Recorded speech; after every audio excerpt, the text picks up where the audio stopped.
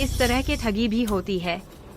यह Jack relay बिल्कुल बेशर्म है। अब यहाँ यह एक असली BMW है। लीला, तुम इसे आजमाओ और देखो कि यह सिर्फ एक लाइटर है। जरूरत नहीं है। लग्जरी कारों की बात छोड़ो, अगर जैक में कोई हुनर होता और शहर में एक फ्लैट खरीदने की डाउन पेमेंट देने की क्षमता होती तो वह मेरी बेटी को इतने लंबे समय से गांव में नहीं रखता। अब मेरी बेटी अपने मेहनत से यहाँ शहर में अपना फ्लैट खरीद चुकी है। उसके जैसे एक फ्लॉप उसकी सफलता का फायदा उठाने के सपने देखना बंद कर दे। देखो, यह क्या है? एक सोने का प्रॉपर्टी डीड। यह एक्सक्लूसिव प्रॉपर्टी डीड है सॉवरेन सूप हाउस का।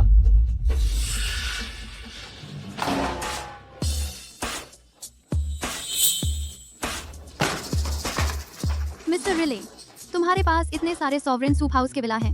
ये कुछ तुम्हारे पिता के गिफ्ट नहीं थे? टेबल फिर से हिल क्यों रही है?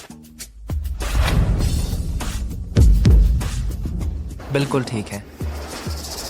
वह सच में इस्तेमाल कर रहा है सॉवरेन सूप हाउस का प्रॉपर्टी डीड टेबल के पाए को सहारा देने के लिए। यह कैसे मुमकिन है? उसे इतनी सारी प्रॉपर्टी डीड्स कहां से मिली?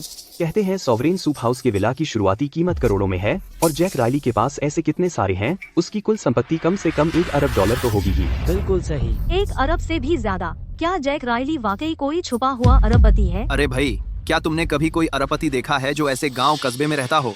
तुम सही कह रहे हो। क्या मुझे ठीक नहीं पता कि जैक राइली की औकात क्या है? मेरी राय में तो वह बस नकली कागजात बनाने का धंधा चला रहा है।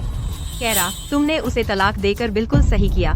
अगर उसने कानून तोड़ा तो तुम भी फंस जाओगी। इंसान को तो सीधे रास्ते पर ही चलना चाहिए, जैसे मैं